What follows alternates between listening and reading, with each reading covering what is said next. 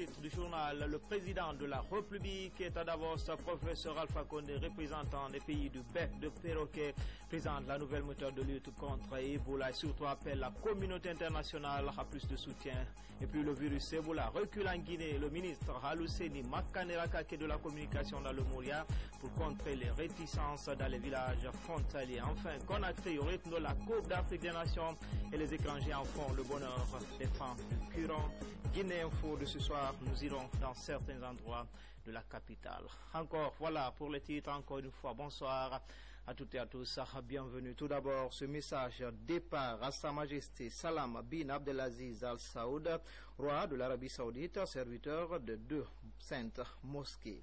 Riyad, Majesté, c'est avec une vive émotion et un profond regret que nous avons appris la triste nouvelle du décès de Sa Majesté Abdallah bin Abdelaziz Al Saoud, roi d'Arabie Saoudite et serviteur de 2 saintes mosquées.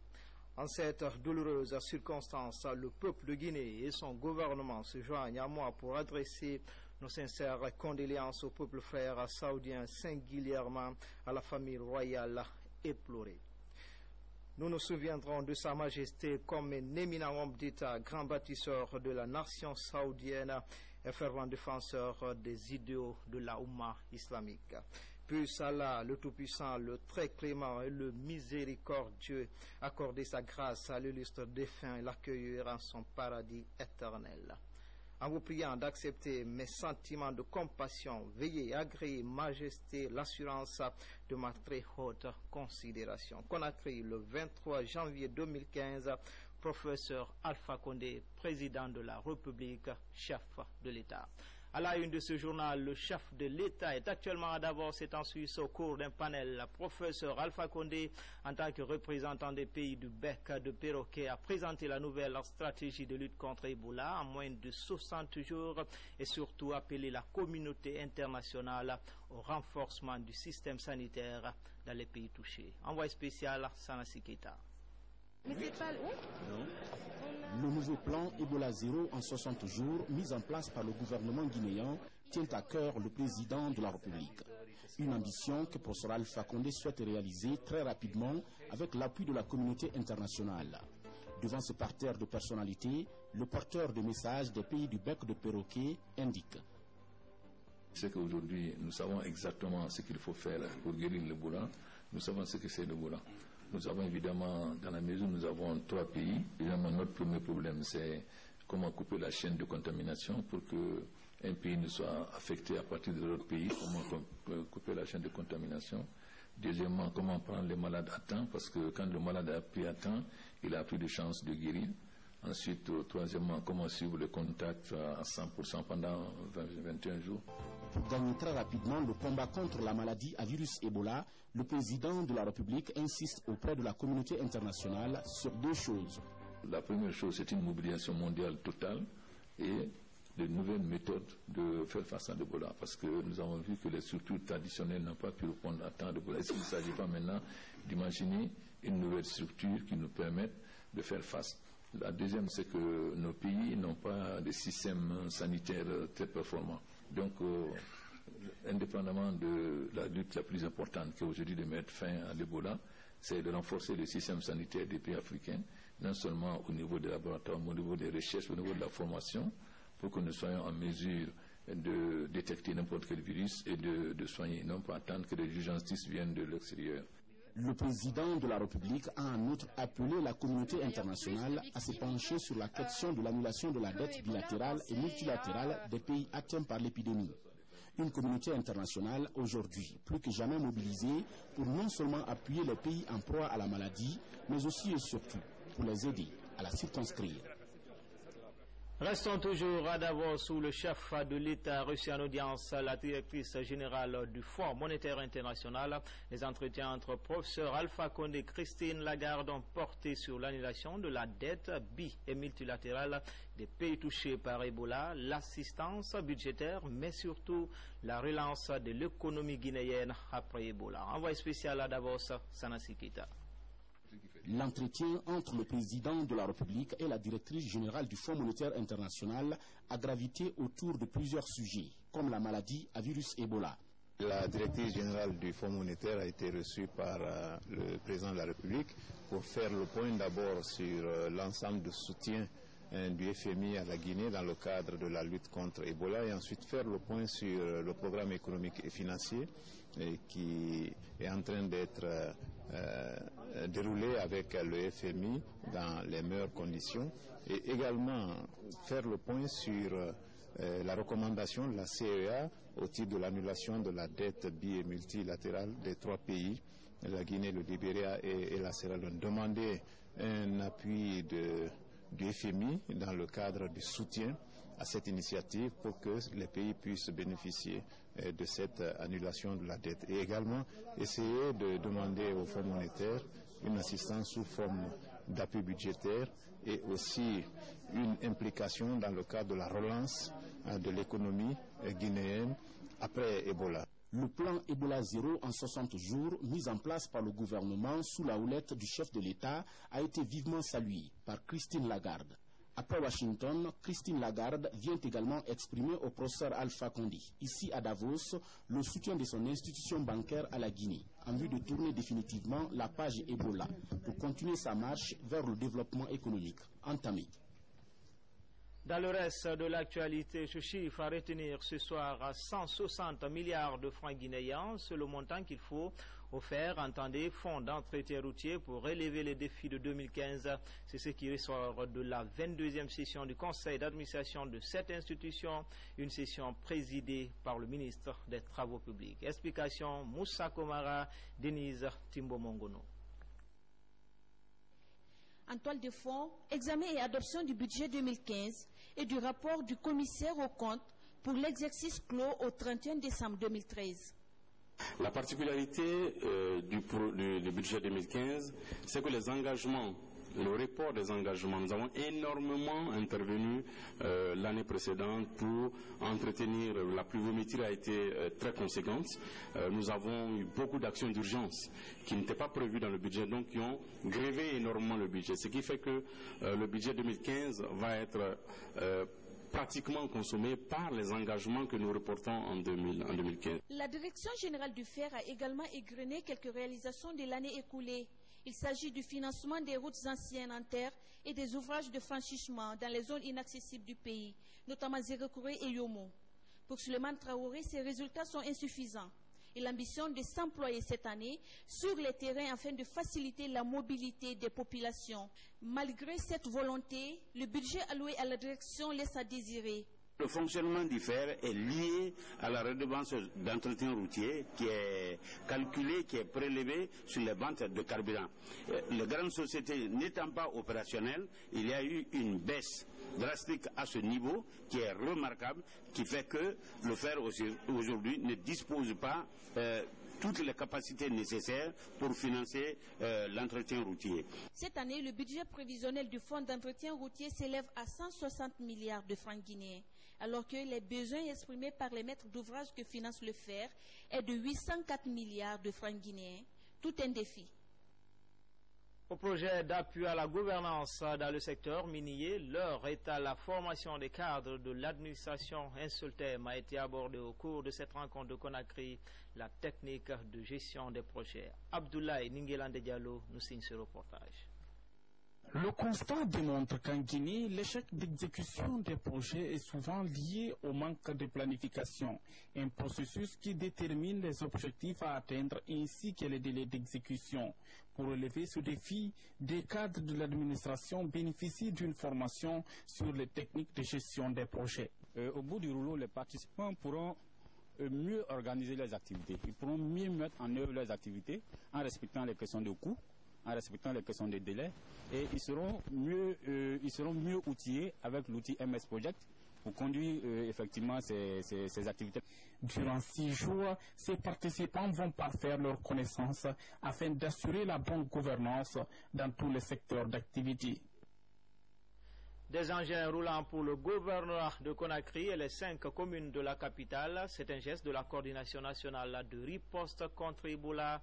Ces véhicules dont le coût s'élève à plus de 1 milliard de francs guinéens serviront dans la sensibilisation et le transport des malades qui seront détectés dans les quartiers de Conakry. N'est-ce pas, Moussa Bangoura? 6 pick-up pour le gouvernorat de la ville de Conakry et les mairies de la capitale. C'est un geste de la coordination nationale pour la riposte à Ebola. Il est estimé à 1,6 milliard de francs guinéens. Une action devant faciliter la mobilité des agents sur le terrain. Le conseil qu'on leur donne, il faudra qu'on redouble pour que Conakry ne soit pas en reste, car déjà il y a au moins 8 préfectures qui ont atteint ce seuil d'Ebola 0. Nous voulons que Conakry, qui est dans la capitale, accompagne ces préfectures le plus rapidement que possible. Un ouf de soulagement pour ces responsables locaux. Ils réaffirment leur détermination à lutter contre le virus avant 60 jours. C'est un outil qui vient en rajout aux dispositions déjà prises et nous sommes sûrs qu'avec ces moyens de locomotion, nous pourrons nous transporter dans tous les quartiers où il y a des réticences, où il y a des cas, afin de porter, n'est-ce pas, le message qu'il faut pour que nous puissions atteindre Ebola dans les 60 jours maximum. Les véhicules qu'on nous donne sont les moyens mis à notre disposition pour renforcer notre engagement. Ce n'est pas les véhicules personnels, non moins les véhicules administratifs fondamentaux, c'est les véhicules contre Ebola que chaque cadre que nous mettons en mission contre Ebola et nous-mêmes doivent utiliser. Et nous nous engageons à faire de ces véhicules notre moyen de lutte efficace contre Ebola. Avec ces engins roulants, plus de malades cachés et d'enterrements non sécurisés dans les quartiers. Autre titre de l'actualité, la riposte anti-Ebola s'intensifie en Guinée. Le ministre de la Communication poursuit sa campagne de sensibilisation dans le Moria. À Forêt-Caria, Luceni Makanera Kake s'est rendu dans certaines localités frontalières avec la Sierra Leone. Le ministre Kake tente de briser la réticence dans cette préfecture. Envoyé spécial Mikini Moussa Kamara. L'entrée du village Talco dans Farmoria avait été barricadée avec un tronc d'arbre par des chiens réticents armés de gourdins et d'armes blanches. Ils s'opposaient à l'opération de ratissage des cas suspects d'Ebola dans leur localité. Il n'y a pas eu d'altercation grâce au sens de responsabilité et de management du ministre de la Communication. Alusene Makanera Kake a réussi à leur expliquer les dangers liés à cette épidémie. Comme les gens ne comprennent pas, c'est pour cela qu'on a déjà dévenu quoi. Moi je dis mes amis encore, tout ce qui c'est dans moi, tout m'a déjà calmé. C'est pour la santé de la communauté. La mission a sillonné plusieurs secteurs et districts faisant frontière avec la République de la Sierra Leone, notamment Souria, Siramoudia et Pamelapa. Nous allons soutenir de façon très efficace et soutenir le plan de 60 jours qui vient d'être lancé par le gouvernement de la Guinée pour que dans les 60 jours qui viennent, qu'on termine avec Ebola en Guinée. Et dans ce cadre-là, l'UNICEF est le lead pour tout ce qui est mobilisation sociale et engagement communautaire. C'est quelque chose que nous avons fait depuis le départ et que nous allons continuer à faire encore plus dans les mois à venir. Ebola est une maladie dangereuse. Si on ne va pas rapidement à l'hôpital, on peut en mourir. Quand vous avez un décès d'Ebola, il y a la Croix-Rouge que vous pouvez appeler venir sécuriser l'enterrement. La préfecture de Forêt-Caria partage plus de 150 km de frontière avec la Sierra Leone. Ici, les populations se côtoient mutuellement, d'où la difficulté de circonscrire l'épidémie. Kapa Kissidougou, près de 418 agents suivent une formation sur les mesures de prévention anti-Ebola. C'est une initiative de l'ONG JPAIGO. À travers cette formation, JPAIGO compte renforcer la capacité de prévention et de contrôle du virus Ebola dans la région. Le point avec Bakari Bambakonde. Cette formation vise à renforcer la capacité des professionnels de santé de Kissidougou sur la prévention et le contrôle du virus Ebola. JPAIGO a bien voulu rentrer par la grande porte pour accompagner le gouvernement guinéen dans la lutte commune et concertée contre l'ennemi commun. Je veux parler de maladie Ebola. Les partenaires qui nous accompagnent, particulièrement les partenaires qui se préoccupent de la santé de la mère et de l'enfant, je vais citer JPAIGO, n'a jamais cessé d'organiser des formations en faveur de nos acteurs pour l'amélioration des prestations au niveau de nos services. Les autorités préfectorales, après avoir rappelé la volonté du gouvernement de la Troisième République, qui est celle d'éradiquer le virus Ebola de la Guinée avant 60 jours, ont apprécié l'initiative. Je suis convaincu que la formation de l'ensemble des acteurs de la santé de ma préfecture contribuera à réduire les risques de contamination des agents de santé et des malades en milieu de soins. Cette formation de JPAIGO devrait s'étendre sur 5 semaines. Riposte anti-Ebola, toujours. L'Union nationale des agriculteurs de Guinée met la main à la poche et offre des kits sanitaires aux fermes des préfectures de la Basse-Guinée. Ceci pour préserver la santé des travailleurs et augmenter la production des œufs et des poules. On fait le point avec Mohamed Sanko. Zéro Ebola en 60 jours. L'Union nationale des agriculteurs de Guinée s'inscrit dans cette dynamique engagée par les autorités guinéennes. Elle offre des kits sanitaires aux fermes avicoles du pays, à ses travailleurs, ainsi qu'à certaines associations similaires.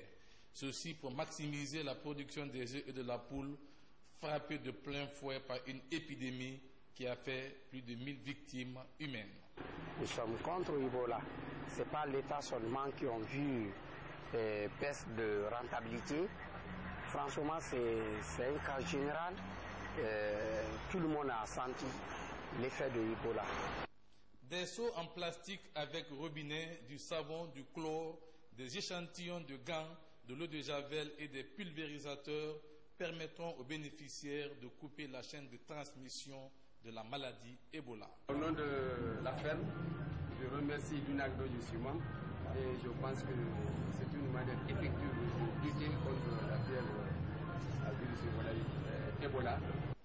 L'Union nationale des agriculteurs de Guinée suit la cadence de la coordination de lutte contre Ebola pour mettre fin à cette épidémie d'ici fin février. Et puis, de nouveau, dans le dossier naissance des bébés siamois à l'hôpital de Donka, le collège des médecins en charge du dossier était hier devant la presse. Il annonce la décision d'évacuer les jumeaux à l'extérieur pour leur séparation. Rose Pocho, Sadoubari. Après la naissance des frères siamois, les médecins en charge des bébés sortent de leur silence pour s'adresser à la presse. Objectif, expliquer aux médias la nécessité d'une évacuation express des siamois. La décision tombe après une consultation du collège des médecins sans donner beaucoup plus de précisions sur le lieu et la date de l'évacuation. La première recommandation est que le collège médico-chirurgical recommande expressément l'évacuation sanitaire des jumeaux à l'étranger. Deuxièmement, le collège insiste sur la nécessité d'un transfert le plus tôt possible vu le risque de survenue d'une complication pouvant imposer un acte chirurgical en urgence qui par ailleurs serait très risqué. Les frères siamois sont nés ici, à la maternité de l'hôpital CHU Donka.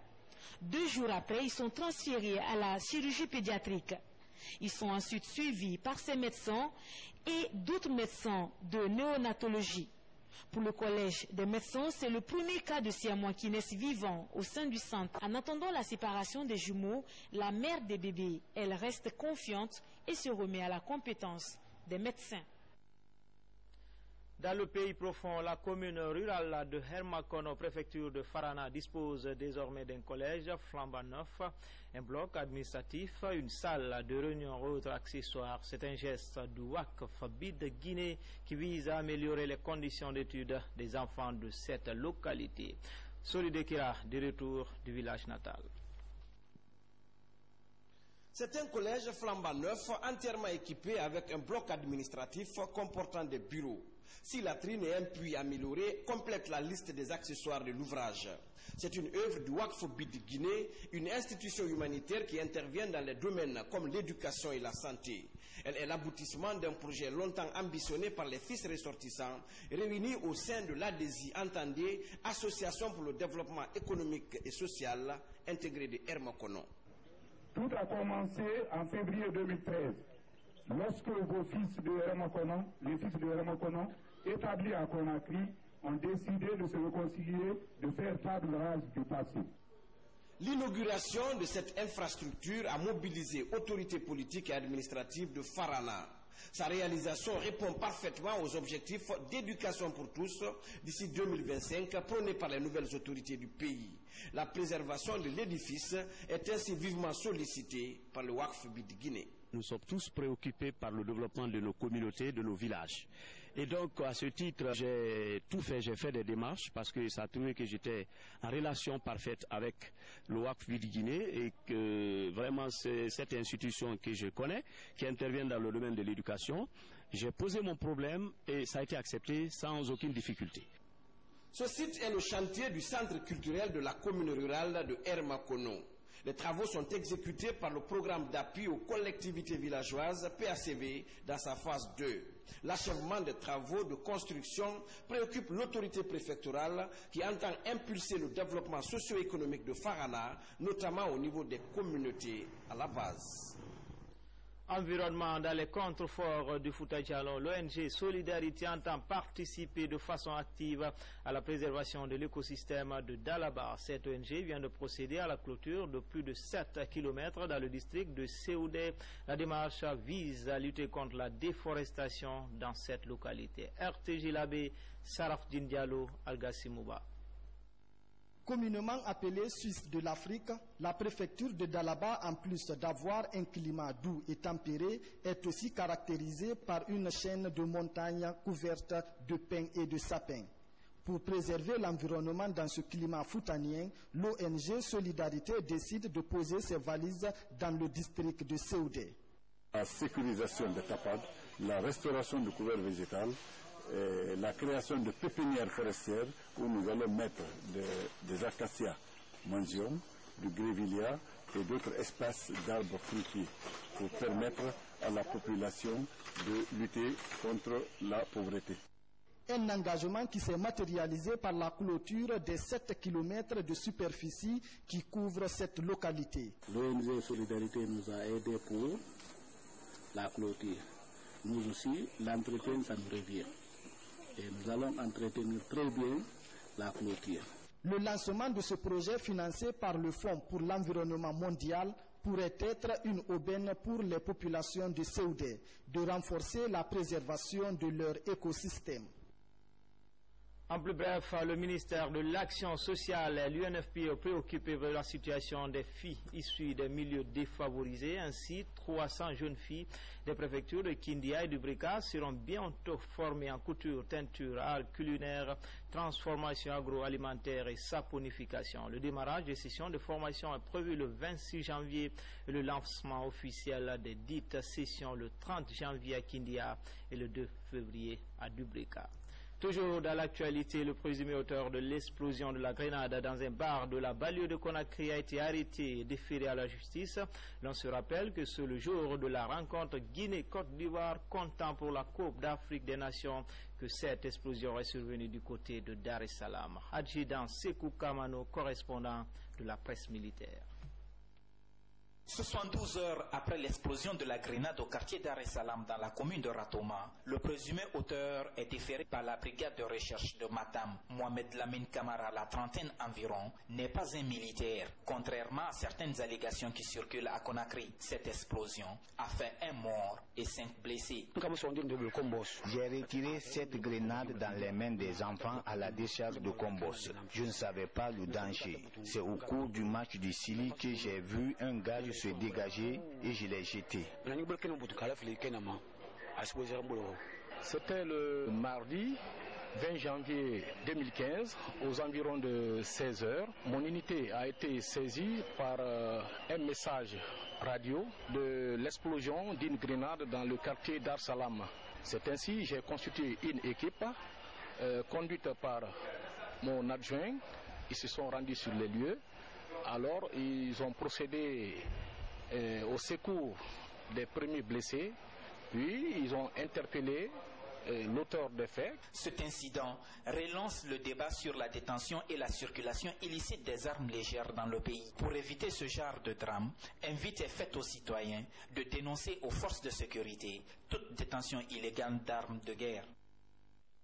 Religion dans Guinée Info, des imams 500 au total. Ils bénéficient d'une bourse de formation au Royaume du Maroc, mais déjà le secrétariat général des affaires religieuses a fait une présélection à l'issue d'un concours. Le départ du premier groupe pour le Royaume chérifien est prévu dans quelques jours. Abdoulaziz Baldé, Agassimou Diallo.